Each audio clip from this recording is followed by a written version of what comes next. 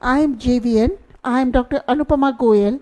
I am working as Associate Professor in Botany in Jyoti Vidyapeeth Women's University, Jaipur. So, dear students, today I will deliver my lecture on range of thallus structure in algae, and this topic is beneficial for the students of all the universities who are studying PG and UG courses. So I begin with the range of structure, thallus structure in algae. First of all, I would like to give some introduction about the algae. Then I will come to the main topic. Well, algae are of universal occurrence, and the algae are predominantly aquatic and are found in fresh or salt waters. Algae are found in fresh or salt waters.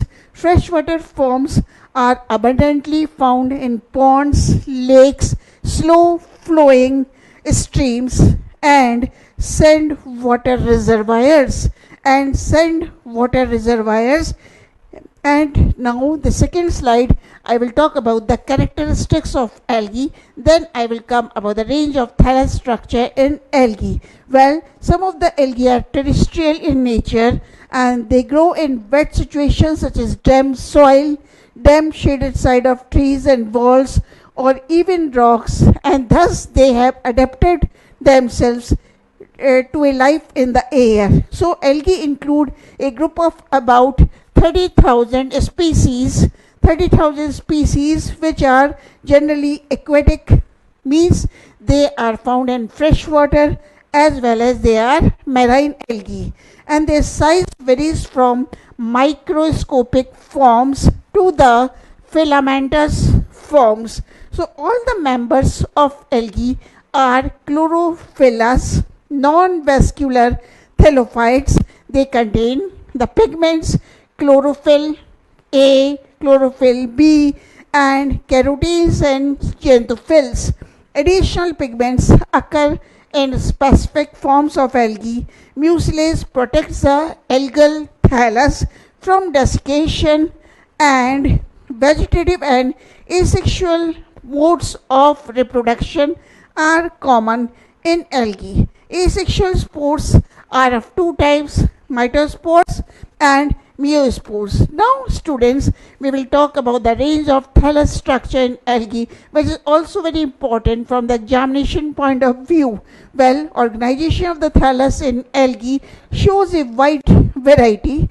It ranges in from unicellular, complex, multicellular thalli. On the basis of thallus organization, algae are divided into the following groups. So, what are unicellular forms of algae, colonial forms of algae, filamentous form, and the parenchymatous forms? And now I will come. What are the unicellular forms? Well, they are the rhizopodial unicells, flagellated unicells. So now the question arises, what are rhizopodial unicells?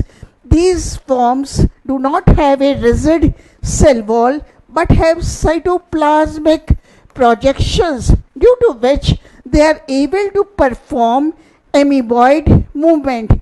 For example, rhizochrysas and Chrysamis amoeba are the unicellular forms. Now I talk about the flagellated unicells. Unicellular motile forms are the simplest type of thallus found in algae. Flagellated single-celled forms occur in various classes of algae. So the flagellated unicellular structures are characteristics of classes Euglenininae, Cryptophyceae, Chrysophyceae, and Dinophyceae. So the flagellated vegetative cells, they are absent in Cyanophyceae, Phaeophyceae, Rhodophyceae, as well as in Basidiophyceae. So my friends, in Chlorophyceae, zoospores and gametes have two equal flagella. In Dinophyceae and Xanthophyceae, there are two unequal flagella. In Euglenophyceae, there is only one flagellum which is inserted at the anterior end. Now I talk about the non-motile unicells which are found in algae. So these are non-motile cocodial algae in which flagella and eye spot are absent. In Cyanophyceae, simple non-motile forms are found. They do not possess well-organized nucleus and plastids. One of the best example is Crucoccus. And now I talk about the colonial forms. Now, what is synobium? Here it is written synobium. The synobium colony contain number of cells with a definite shape and are arranged in a fixed form.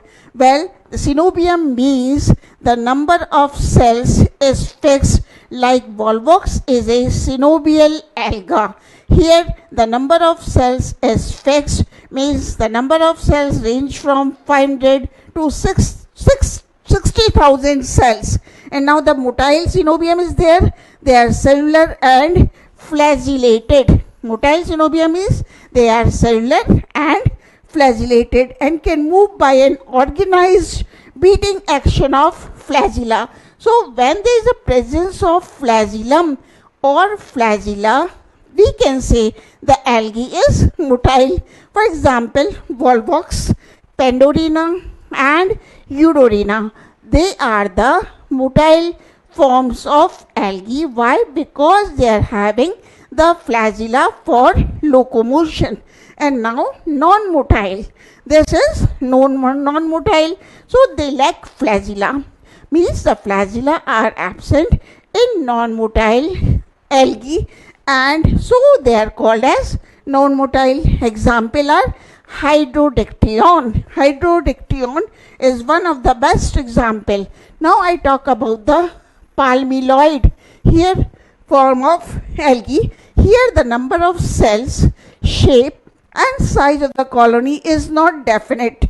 The cells remain irregularly aggregated within a common mucilaginous matrix. Means the cells in the palmilloid forms, they are surrounded by a mucilaginous envelope, but they are independent and function as individuals.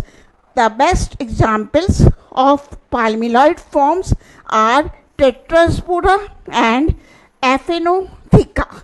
So in Chlamydomonas and Chromulina, the cells lose their flagella. The flagella are lost in Chlamydomonas and Chromulina, and they undergo successive divisions, and as a result of repeated divisions, 8 to 16 cells are formed which simultaneously get surrounded by a mucilage. So what I am explaining to you, the palmilloid form means there is a successive division, and because of the successive division 8 to 16 cells are formed, and these get surrounded by a mucilage. They appear like the genus Pamela. They appear like the genus Pamela, and it represents the palmilloid form. So here is the diagram of the synovium of Volvox. Well, here in this diagram A, you are seeing the synovium of Volvox, and this synovium of Volvox is showing the daughter synobia, which are connected by means of cytoplasmic threads. Now B is the example of Pandorina. In Pandorina algae also the synovium is found, and it is also surrounded by a gelatinous matrix. Now see the C diagram.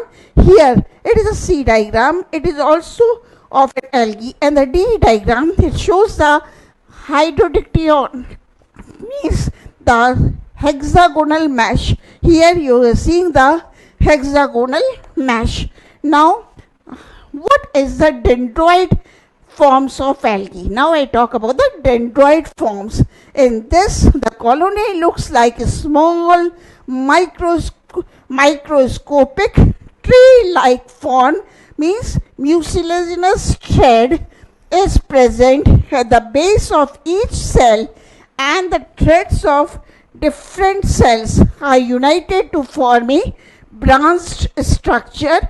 It gives a tree-like appearance, and because it gives a tree-like appearance to the whole colony, these are called as dendroid form, means mucilaginous thread is present at the base of each cell, and the threads of different cells are united to form a branch structure which gives a tree-like appearance. Because of this tree-like appearance, we call it as dendroid form.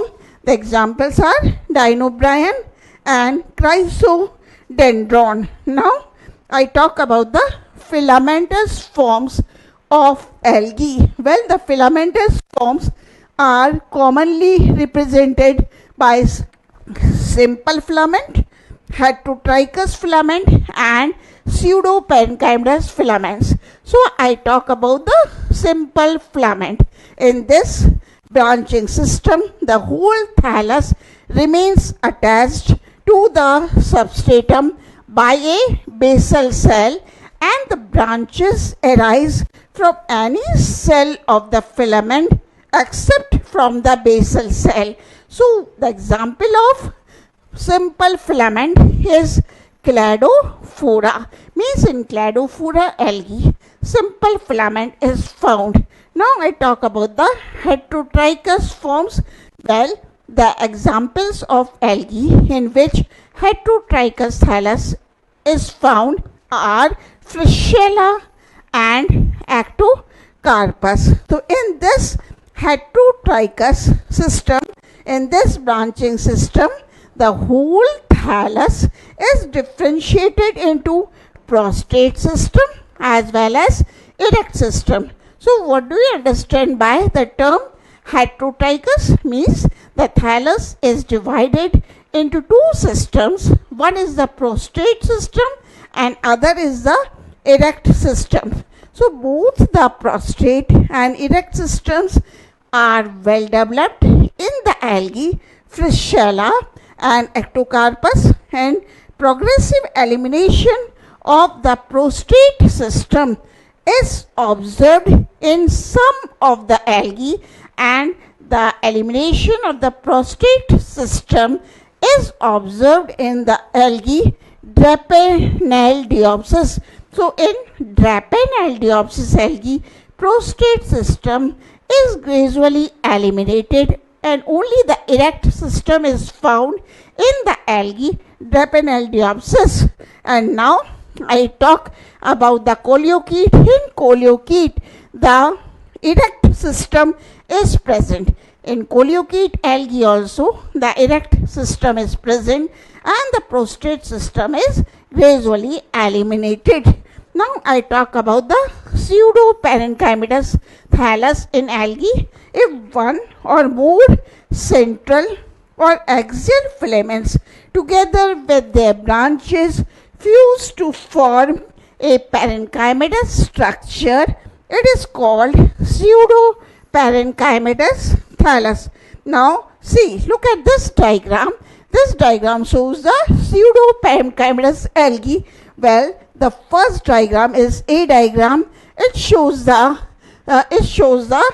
thallus of Batrachospermum. Algae is Batrachospermum, and this C diagram is the thallus of Polysiphonia. And what I mean to say by these diagrams means in Polysiphonia algae also, which is a red alga, pseudoparenchymatous thallus is present, and this pseudoparenchymatous thallus which you are seeing in the alga Polysiphonia is well developed, and in Batrachospermum also here you see the pseudoparenchymatous structure. Now I talk about the siphonaceous forms. So the thallus is made up of branched, aseptate, cenocytic, tubular filaments. Well, in siphonaceous forms, the thallus is made up of branched, aseptate, cenocytic, tubular filaments. Means, what do we understand by the term siphonaceous? Means the thallus is branched, but this thallus is not having the septa, so the thallus is aseptate, and the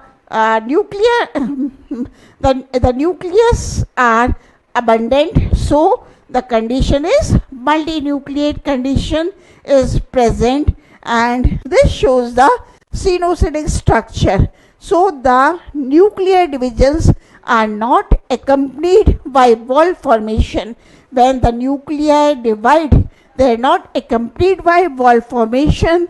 The simplest form of such an organization is found in protosiphon. Means in protosiphon, which is the member of chlorophyta, siphonaceous thallus is present, and in botryddium, which is a member of xanthophyta, we get the both having a siphonaceous thallus in protosiphon and botryddium, and they both have a vesicular unicellular thallus which is attached to the substratum by a simple or branched rhizoids. Vaucheria also is an example of siphonaceous thallus, and Vaucheria has been placed in the class Xanthophyceae, which is the best example of the siphonaceous thallus. In Vaucheria, it is written the siphonaceous filament is branched. In Vaucheria, which is the member of class Xanthophyceae, the siphonaceous thallus is present. And now I talk about the parenchymatous forms. So the parenchymatous forms, parenchymatous thallus organization is a modification of the filamentous habit. Means the filamentous thallus which is found is modified to show the parenchymatous forms. The parenchymatous thallus organization is just a modification of the filamentous habit in which cell division occurs in various directions to form the parenchymatous structure. Such thallus may appear flat, leaf-like, cylindrical, or well branched, and the common examples of flat and leaf-like parenchymatous thalli are alva and porphyra. Well, alva is one of the best example in which parenchymatous thallus is present. Porphyra is an algae. In this also the thallus is parenchymatous in nature, and tubular parenchymatous thallus is present in Enteromorpha. The thallus is parenchymatous and tubular in the algae Enteromorpha, and Sargassum, which is also an algae, shows specialized differentiation of cells.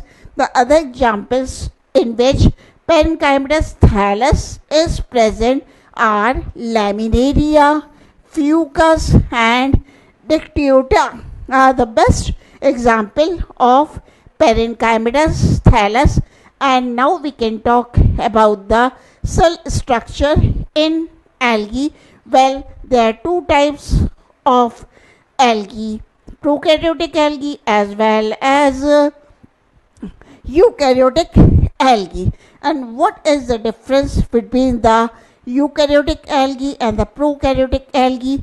Well, in eukaryotic forms, they have the well organized cell organelles, like in eukaryotic algae, the well organized nucleus, mitochondria, Golgi bodies, ribosomes are present. And in prokaryotic forms of algae, these cell organelles are absent. Thank you for hearing my lecture, and in the next class we'll meet again. Thank you. Thank you.